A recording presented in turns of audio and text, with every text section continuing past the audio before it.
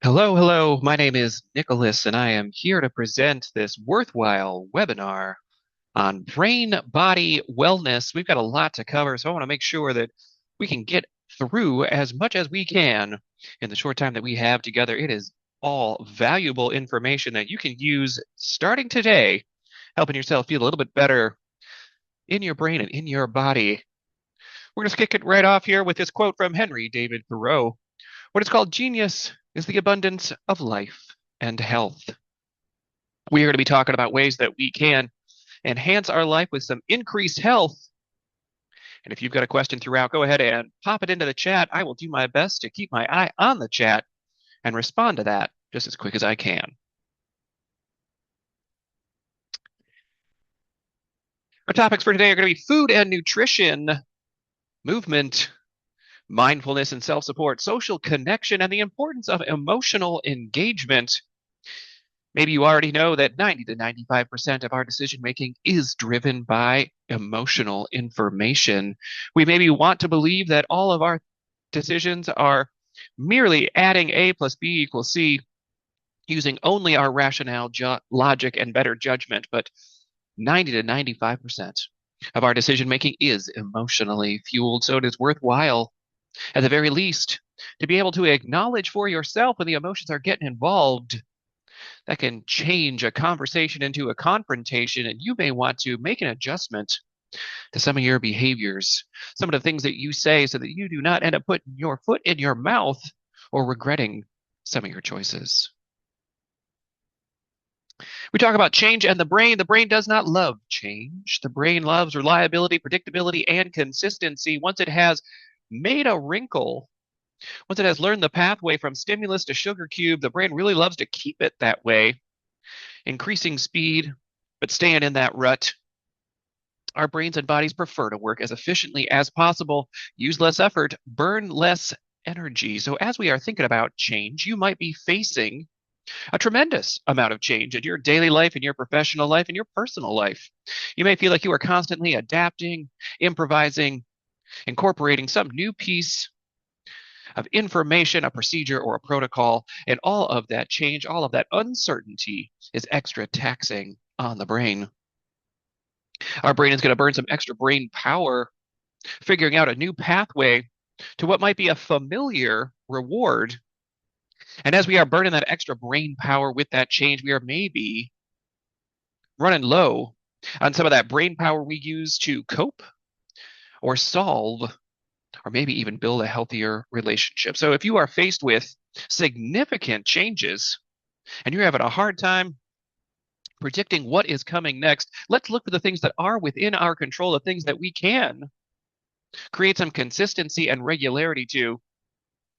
Consider a regular bedtime every single night for the next 2 weeks. Don't give yourself an opportunity to stay up late on the weekend. Instead, tell your friends and family that you are in training mode. And for the next 2 weeks, same bedtime and same wake time every day, 14 days in a row, your brain will be so glad that it knows when the end of the day is on the way.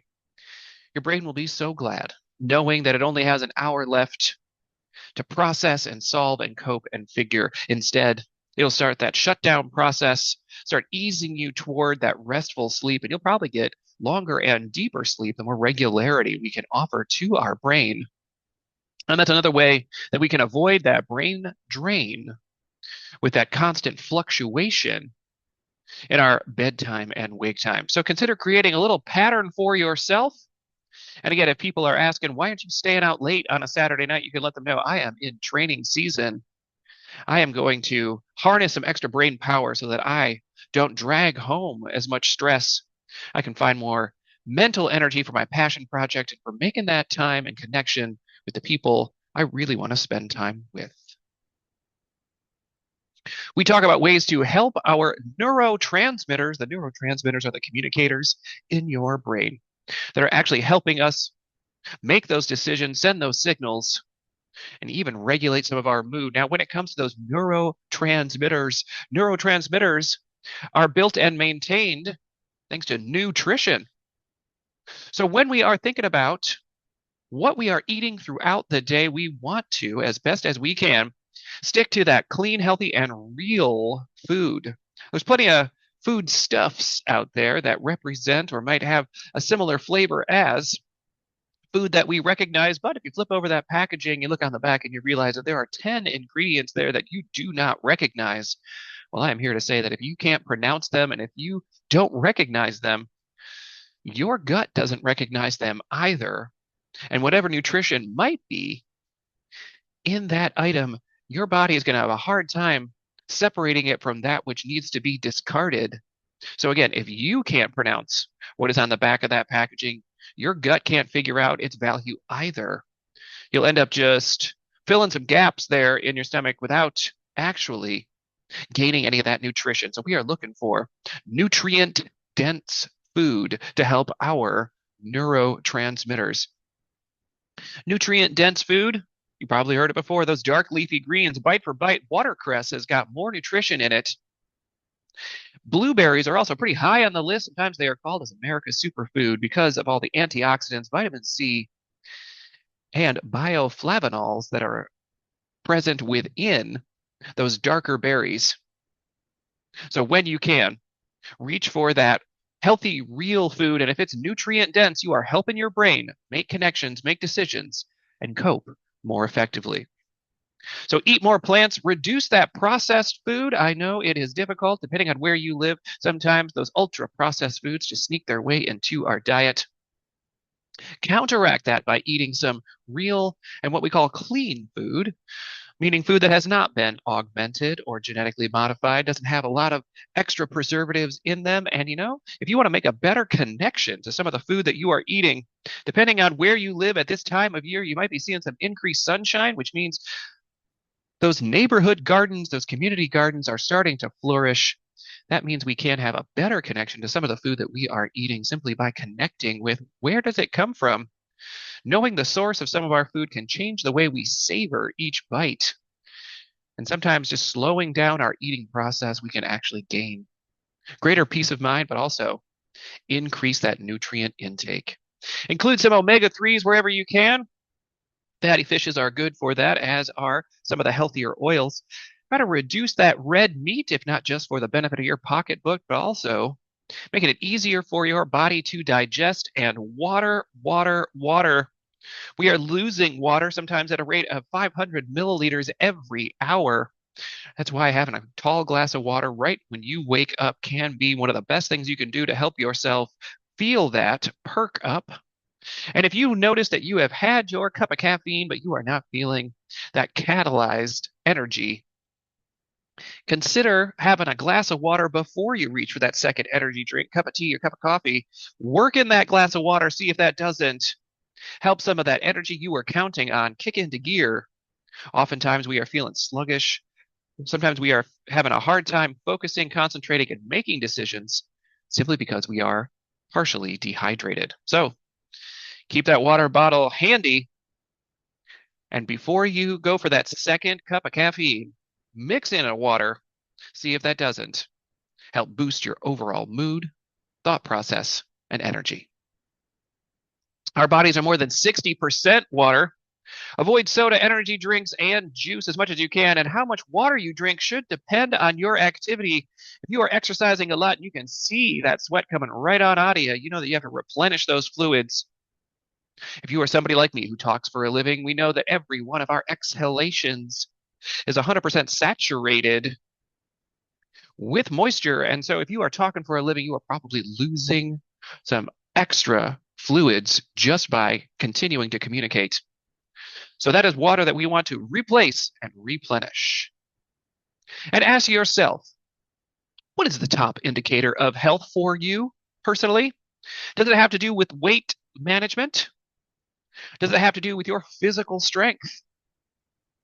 Does it have to do with your mental acuity and high cognitive thinking? Or perhaps I accept my body no matter the shape or size. I have lots of energy to do the things I enjoy. Sometimes it is that healthy body image that can be an indicator of your health. But for many people, it is having enough energy to get through the day and accomplish what we need to meet all of the commitments of the day without having to take that afternoon nap, but being able to power through some sluggish moments, and still find those resources of energy carrying us throughout, not just through the workday, but after our workday, all the way until that regularly scheduled bedtime. Movement is a huge way that we can benefit both our brain and body, and perhaps you have engaged in some movement in the past that was not your favorite. You do not have to return to that intense workout that was uncomfortable for you. Do look for some type of movement, some sort of exercise that is appealing to you, is something that you can repeat. It doesn't have to be CrossFit. You don't have to climb that mountain, but get moving and start slowly. And don't forget to stretch. We don't want you to burst into the gymnasium without warming up or stretching and find yourself injuring yourself. That's going to lay you up, keep you away from all movement, simply because we are a bit overzealous with getting back on the horse, so to speak. 20 minutes of strength training 2 times a week can help keep your muscle tone, can also help you process some of the calories that you have taken in, and maintaining some of the strength in your upper and lower body can also help with balance and prevent some of those accidental, unexpected injuries. 30 minutes a day of aerobic conditioning, walking, bicycling, hiking, or swimming. If you are counting on that dog walk around the neighborhood to get your cardio or to get your aerobic conditioning, consider doing that 3 minutes of a fast walk, then 3 minutes of a stroll, 3 minutes again of a fast walk, and alternate back and forth. Get your heart rate up a little bit more so than your dog's casual pace. If you are counting on that neighborhood dog walk, consider that active 3 on, 3 off type of walking session. Get your heart rate up, then cool it back down. Do that multiple times, and you'll get that aerobic conditioning. Consider checking in with a personal trainer. It may be just that you are doing the right thing, but at a slightly different angle. You could actually be enhancing your muscle growth or development. You could be enhancing that calorie burn just by raising your arms while you're doing that walk. And sometimes a personal trainer can give you those insights that are necessary to capitalize on the time that you have for exercise. They can also help identify some alignments or misalignments that might be leading to a potential injury. Again, we don't want you to be laid up. We want you to be able to move as much as you want to, as easily as you can. Consider checking in with accountability partner or health coach. They too can help keep you committed to some of your exercise and movement goals. It can also make it more entertaining and more fun if you are getting some of that movement with someone else who has a similar goal. Schedule your exercise like you would an important appointment, especially if it's been a while since you've had an exercise routine. Use that electronic device to help yourself not be distracted, but stay committed to your movement goals. It's going to take a little bit longer probably than you imagine to start that new habit. We're going to talk about habit formation in just a moment. Oftentimes when we are considering how we are coping with some of the emotions that are fueling 90 to 95% of our decision making, sometimes it does come down to distress tolerance, because too much stress, too much emotion can lead to distress. And when we are in that emotional headspace, we do oftentimes say something and do something that we wish we hadn't. And so, when we can, exhale slowly. We are using that deep breath to inform the deep part of our brain that is reacting in a survival mindset. Using that deep exhalation, that breath out, will inform that reptilian part of your brain. We are not in panic. We are not in danger. We don't have to have this fearful reaction. We can come back to our rationale, our logic, our better judgment in our frontal cortex simply by exhaling slowly. That's going to help have that calming effect, and it's going to lower your blood pressure as we inform that deep fight or flight response that we don't have to panic. We are doing okay. We can come back to a clearer and calmer mindset. When we are thinking about mindfulness, it sometimes gets a bad rap. Maybe you have heard of mindfulness before, but mindfulness is science-backed and clinically proven to reduce symptoms of anxiety and depression.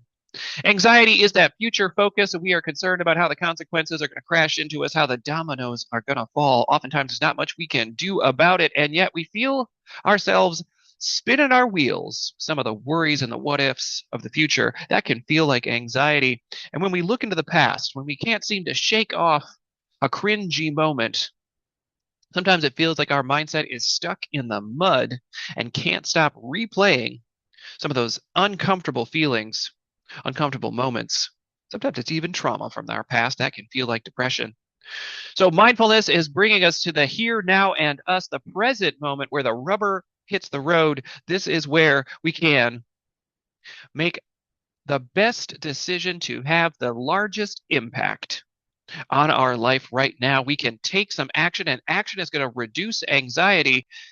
And being in the present moment with your mindset means that you are not spinning your wheels with worry and you are not stuck in the mud in the past. So go ahead and consider some mindfulness. Bring yourself back into the present moment. Pay some attention to what is occurring in the present moment, observing your thoughts, feelings, and sensations as they arise without judgment. It can be tricky to find that place of zero judgment for yourself, but if you have a place in your daily life that you can go and feel safe, feel like you can cut yourself some slack and be a bit more patient with yourself, feel free to put that on your calendar too. Return to that place at least once a day so that you can detach some of your worry, unstick from some of that cringy recollection, and come back to this place of the here, now, and us where we can make some choices to help ourselves feel better. Also, don't discount your ability to self-soothe and your own self-support. Sometimes we are quick to reach outside of ourselves. We are reaching for some product or another person or service before we check in with our own ability to help ourselves. And when we look at that meditation, it can be as simple as taking a moment there, even at your desk, and focusing on just the rising and falling of your breath without trying to change it, without trying to speed it up or slow it down. Just acknowledging this is where I am right now. Now, you will probably have some other thoughts that come to mind. Go ahead, give yourself permission to put those thoughts up on the shelf. We will come back to them later. We're going to reattend and refocus on just the rise and fall of our breath and allow some of those intrusive thoughts to be put up on the shelf and press pause so that we can reattend to the simplicity of meditation. Also, when it comes to sleep, give yourself the opportunity to catch as many hours as you need. That means we have to be in a sleep position for at least that number of hours. Cut off your screen time 30 to 60 minutes before you attempt to drift off to sleep. You're going to increase the quality of your sleep, and it's going to make it easier for you to fall asleep sooner. Consider reaching out to others without having an immediate gratification to it, without looking for that bonus or that payday. Instead, put the focus on someone else, give generously, and see if that doesn't help put some of your concerns into a different perspective. Maybe it's easier to cope. And take time to do the things you enjoy. Sometimes we are so used to rushing through tasks, rushing to the next assignment or the next responsibility, we forget to savor some of the quiet moments when we do get to do something we enjoy. Sometimes those moments aren't too quiet. Sometimes we are connecting with family members. Sometimes we are connecting with friends, and it is boisterous and it is fun. Let's not fast forward through those moments. And consider putting some PTO on your calendar, even if you don't have a plan or an agenda. In fact, consider deliberately keeping some PTO time free of assignment just so that you can choose to do what feels good in that time without feeling like you need to be capitalizing with an appointment or a treatment or rushing off to something, again, on your itinerary. Schedule some downtime that is completely wide open and give yourself the opportunity to check in with yourself at that time. What do I need? What's going to help me feel better right here, right now? So put that PTO time on your calendar if you don't have some on there. Consider some social connections. Got some recommendations there for you personally, but also if you happen to be a manager, leader, supervisor, ways that you can support your staff and employees. Consider a face-to-face reboot, meaning you might need to connect with somebody and be in their space. See them face to face. Maybe we have only been communicating via text message, direct message. Maybe we've barely heard their voice on the phone. Sometimes putting ourselves face to face allows us to use all of those communication skills. See the look on their face, hear the tone of their voice, and the words they are sharing can help us reestablish that connection. If you can't connect with somebody from the other side of the country or who is at a distance and you are feeling like you wish you could, feel free to message them and say, do you have any time for me? Can we set up a little screen time so that I can see your face and not just hear your voice? And get outside when you can. The weather is starting to improve depending on where you live in this world. You might be seeing the seasons change in your favor. Let's get outside and enjoy some oxygen. I myself stand over 6 feet tall. And so oftentimes I am choosing to go to the forest and just be around things that are bigger than me. Helps de-escalate some of my stress. Share your expertise when you can. Start a book club, host a game night, discuss that post-quarantine life, meaning how did you recover after years of learning how to get back into the swing of things? Do you feel like you are back to that face-to-face comfort, or do you still feel like you struggle with a little bit of that Zoom fatigue? Don't forget your emotional engagement. Our emotional sense of self directs our engagement with the world around us.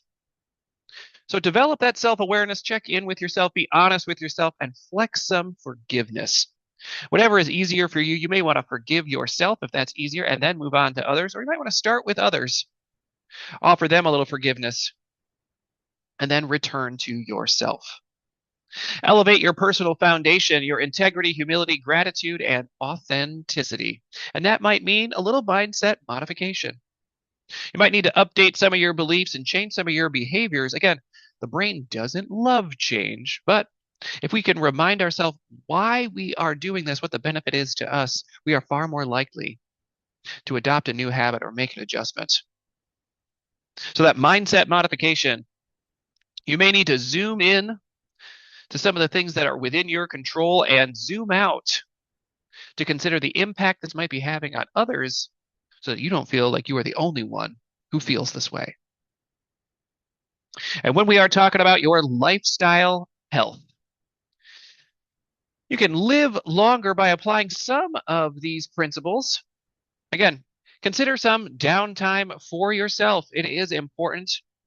You'll notice here this person is closing their eyes and maybe even shutting out some of the sounds of their everyday life.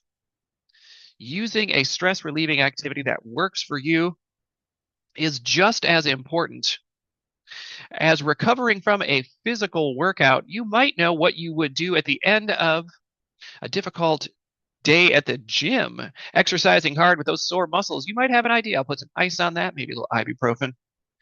Well, sometimes we have an emotional marathon of a day, and we deserve to recover from our mental marathons as much as our physical marathons. So go ahead and set aside some time, especially if you can look at your calendar and see one day is definitely going to be more difficult than the next. Change your recovery activities for that evening in accordance with how difficult the day was. Waking up with purpose can extend your lifespan, reminding yourself of how important you are to some of the people around you, but also to the positive impact you might be making on the world. That can help increase your sense of purpose. And when it comes to that nutrition, helping yourself think and feel better systemically, put a little less meat and a little more plants on your plate, especially those dark leafy greens. Again, bite for bite, that nutrient density is going to help build those neurotransmitters. That's going to help everything. Family first. Whatever your family is, if it is your genetic family or if it is your chosen family, invest time with family, and that can add up to 6 years to your life. So carve out some time to spend with those people who are our kinfolk. Again, be that chosen or be that genetic, that too can be part of boosting our emotional wellness. 80% rule, eat mindfully. You might want to savor each bite just a little bit more. And if you are getting it from the community garden, or maybe it is from your neighbor's backyard, that's going to help you slow down some of your digestion, slow down some of your intake, and stop when you are 80% full. Sometimes it is a little tricky to get the signal from the gut all the way to the brain that we are full. Sometimes we get it a little bit late, and then we have overeaten. You feel that stomach distend, and that can be uncomfortable. Don't eat to the point of discomfort. Eat to that 80% full, and then set it down, save it for later. Move naturally. Again, finding a sense of movement or a style of movement that works for you. It doesn't have to be the most intense workout. If you are not an adult dodgeball player, that is okay. You don't have to do kettlebells and CrossFit. If you would rather keep that walk around the neighborhood as part of your movement, consider 3 minutes of a quick walk and 3 minutes of a stroll. Boost that cardio, get that conditioning going for your heart. But it should be a type of movement that is easy and welcome for you. Put it on the calendar if you are picking up that new habit, and surround yourself with people who support positive behaviors. You may need to connect with a community who is already engaged in some of the things that you enjoy, rather than trying to convince your friend group to be a part of one of your passion projects. Instead, seek out that community who is already interested in that same activity and see who you meet there. You might find yourself with a brand new community of positive thinkers who also enjoy some of those specific interests of yours or those passion projects. So let's get motivated. Launch any change with a plan, and recognize that with a plan, you might be benefited by an accountability partner. But setting goals is the most important part. Add a time frame to your goal. It's not just that you want to lose as many pounds as possible as quick as you can. Nope. Let's go ahead and put a time frame on it. Same thing if you were saving money. You want to save X amount of dollars by a certain date. That is going to help keep that goal real. It's also going to help you track your progress. And celebrate your small successes when you do feel like you have made some progress. We might not be to the finish line yet, but each lap is helping us get a little bit stronger. And it is worth it to acknowledge that you are making progress. You are getting closer to that goal. And celebrating those small successes will help you stay committed to that goal. And prepare for lapses in progress. It's always part of the plan that we might take a step back simply because not all days are created equally. You might have plenty of energy to make some progress today, but tomorrow might be particularly draining. Don't give up. Just note that today you didn't make as much progress as yesterday, but that doesn't mean you won't make much more progress tomorrow. Now, when it comes to creating that new habit for the brain, an old myth is that it only takes 21 days of repetition to create that new habit. If you are engaged in a new, healthier habit and have been for the last 3 weeks, good on you. Pat yourself on the back. That is progress. Now let's stick with it, because to develop a brand new habit, it might actually take 66 days of repetition. That's over 2 months. So if you are looking in the mirror asking yourself, it's been 2 weeks, how we doing, how we feeling, you're still at the beginning of that process. Again, check in on your own progress and reward yourself for the successes, because even at 21 days, you are getting closer. But when it comes to rewiring the brain, it might take more like 66 days. And that means we want to stay dedicated, maybe use that accountability partner, maybe put it on our calendar, whatever this new habit is. That's going to help us stay honest and stay committed as we continue to make that progress.